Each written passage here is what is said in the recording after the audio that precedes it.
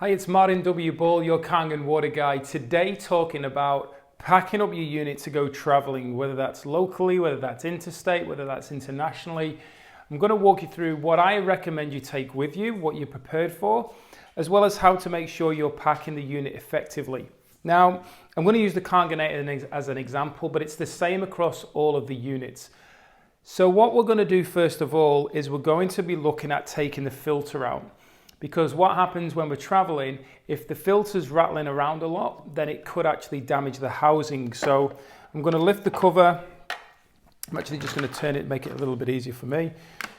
Bring it onto its side there, and then flick out the filter. Bearing in mind there's going to be water in there.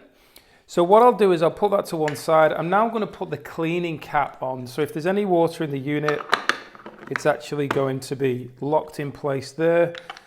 And then I'm going to put that across. The next thing we want to do is take the cover off the front, and this is the same on any of the other units apart from the leveler car. We're going to remove the enhancer tank because the leveler car does not produce the 2.5 and 11.5 waters. So we're going to remove the enhancer tank because that's got fluid in it. Also, if it leaks, it's going to solidify into a salt. So one of the things that I always recommend you do is whenever you're opening up that area, you get a damp cloth and you put it inside and you just gently wipe around. There's two prongs on the K8. You just gently wipe around there and around the area where there's the suction pipe. On the SD501 units, the JR2, the JR4, when you pull out your cartridge, just gently wipe around there. I wouldn't necessarily dispose of your enhancer solution, but that just depends on if you're intending on creating it wherever you're going, wherever you're traveling with. If you don't have something to put this in, then if you're going to be traveling internationally, you're probably going to have to get rid of it. So take that out. I'm going to put the front back on. And if you are emptying that out, you could actually put it in the unit. One of the things that I will talk about is the fact that if you're going to be there longer than 2 weeks, wherever you're going, then you want to take the cleaning stuff. So maybe in this example with the K8, you put that in there to save a bit of space in the room because there's no fluid in it. The next thing that I'd suggest you do is at this point, before we're going to pack it, you want to drain the water out. So what I'll do here is I'm just going to turn the unit round, and rather than take it over to the sink, just so it's all still in shot, I get a glass and I'm going to take this hose off, this cap off the hose at the bottom. I'm going to release that. And then what I'm going to do is I'm going to get at the end of this pipe, which is the diverter. I'm going to turn it, and what I'm going to do is blow through it.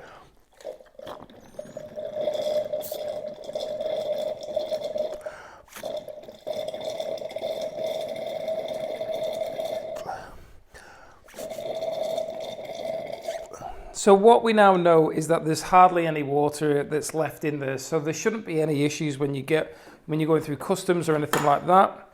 You want to make sure that you're drying around that area if you're going to put the cap on. If it's wet around that area, the cap won't stay on. Another thing that you could do right now is you could actually tape that on. So get some sellotape and wrap it around. So you'd basically go over that way, so it's here, and then you'd wrap around there so it doesn't come off. And this is the same with the top hose. What we're just focusing on doing is eliminating anywhere it could leak, especially as it's going to be laid in the travel case. So right now at this point, I've got a few other things that we've got here, and especially for the K8, because we've got a bit of room. So we want to utilize any space that we've got. So in here right now, what we could actually do is start looking at where we can put fittings. So to give you an indication of what I would travel with, because I use the metallic diverter, at the moment the actual thread on this is what they call a female. So if the tap that I'm going to use when I get to my destination doesn't have a male thread, it has a female, it obviously isn't going to work. So I'm going to take the the adapter for that to fit. So that's going to go in there with the rubber. Just in case it doesn't, for some reason, have the right kind of tap that's going to suit this, I've got another fitting. I actually show all of this in the fitting video that I created. I've got this rubber one as well. that would screw on there and that can be pushed onto a tap and tightened up. I've also got the standard tap diverter. I call it the ugly white camera. They got this just in case, once again, sometimes there's a bit more play with plastic than there is with that. I'll also take some plumber's tape with me. I'd take maybe some tape that I can use on the outside. And I'd look at going, okay, well, how can I pack this into here so that it's actually going to stay in place? I'd put that in there. I'd get these bits. I'd lay them down. And I'm not sure if that one will go in. Oh, it may do. Look at that. Happy days. So, but one of the other things that I'm going to do is I want to make sure the ionizer is working at my destination. If it's not, it's kind of pointless drinking from it. However, I mean, granted, it's going to be partly filtered, but the whole purpose of taking this is for it to be ionized. So in my video all around testing the water to make sure the ionizer is producing Kangen water, basically the source water's got a mineral in it, I'd take my pH testing kit.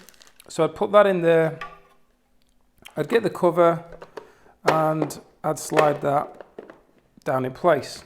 There we go, so everything's in there, so I've actually utilized some of the space. Now in regards to what you're going to do with the pipes, this is going to depend on the bag that you've got. So if I turn this around and just show you here, this hose for the K8, what we want to do is we want to look under the unit and see which way we can go. If we go that way, we're going to clash with the inlet hose. So we want to go this way round, right round the back, and then slide it up. Okay, so it's up neatly against the back. What you might do with this hose is just have it coming over the unit. So out the side, you might actually bring it underneath like that and then just have it going over. And the same with the top hose. Because you've got a hose here, you might just put them together like this. Now, because of the power cord, I'd actually remove that and just get it out of the way and just make it easier for when we put it in the case. Now at this stage, we're ready for the case. So I'll bring the case over. You can see it's not a magician's case, there's nothing missing in it. It's basically all there. So what we're going to do now, get this water out of the way, is I'm going to get this towel, and this is basically what I'm going to use to protect my ionizer. So at this time there, I'm going to look and go, okay, well I can actually half that over, and I'm going to lay that basically like so. And that's going to give the base of the ionizer a bit of protection, and it's also going to give the back of the ionizer protection. So as I lay this into the bag,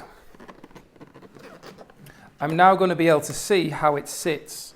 And I'm also going to be able to figure out what to do with this pipe. Can this pipe go around? Looks like it can't. So what I'm going to do is make sure that I'm in there. And then at this point, I'm going to look at how I can sink that down there and just lay that on top, because this towel now is going to come over. The most important part to protect is this screen. That's the most important part. Now at this point, obviously I'm just packing this in as it is, getting it in there, and there we go. So that's now in, it's packed, it's safe, there should be no damage that takes place with that. This cord, I can just wrap that up, and this cord can go anywhere really in the bag. I'm probably, because of the pins, I'm probably going to put it right down the bottom and just place it in there like so. Now the thing to understand is, if you're going to get any challenges at quarantine, or rather going through the customs cameras and all that, they're going to want to open the bag and they want to see what it is. At the end of the day, it's a Japanese medical device. That's what it basically is. You can get the certificate from Enagic. Contact Enagic, they'll give you the certificate to prove it.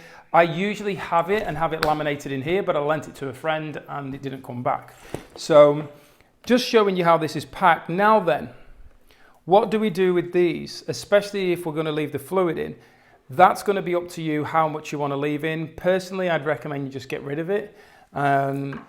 And if you are going to use 2.5 and 11.5, taking you sealed enhancers. With your filter, what you need to do is come over and turn it upside down and shake it until you get as much of the water out as possible.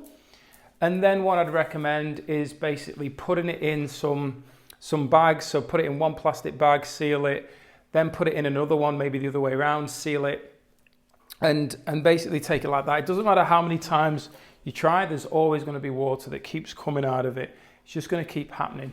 So you need to do your best to protect it. I wouldn't put it in here with the ionizer. Maybe look at putting it somewhere where it's not going to be pushing down and causing any stress, maybe in your actual luggage that you're going to be sending through, or somewhere where it's safe for you to travel with. At this point, I'm pretty much ready. I've got all my fittings and fixings ready to go there, putting it in, and then off we go. With this bag, I can make it tighter, I can make it bigger. I actually use this bag for my installation, so it carries stuff around in here. The thing to be aware of right now is this has got wheels on it.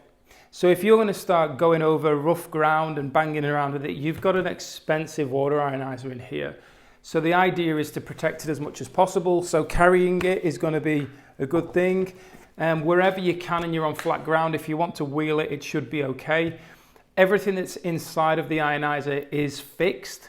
There's only the external parts that are removable, such as these. However, the less that this can be banged and bumped and so on, the better. So whilst this bag is as in hand luggage, it's in your possession and you know everything that's happening to it during that period of time. That's why I would travel like this with in this example, my K8 ionizer. And there's not really anything else you need to know as far as I'm aware. Once again, just pack that up, get as much water out of it as you can. I've never had any issues. I've been asked to open the bag and show them, but I've never had any issues with taking it internationally, interstate, even driving around locally. I don't pack it down to such an extent, but I would put it in a bag where it's always sat upright in the car or wherever I'm going to somebody's home to do a home demo, etc. So thanks for your time. Drop your comments below. Let me know if you've ever packed a unit. What was your experience? What's your experience been? If you've been traveled anywhere, have you been stopped? Has it got through? Were people asking questions? Did you happen to sell somebody one through them asking questions? It's always a good way to hear about what people's experiences have been. So enjoy the rest of the YouTube channel. A lot of education and value there for you to enjoy. Take care and bye for now. Enjoying my YouTube channel? Please make sure you hit the subscribe button and notification bell to receive further value.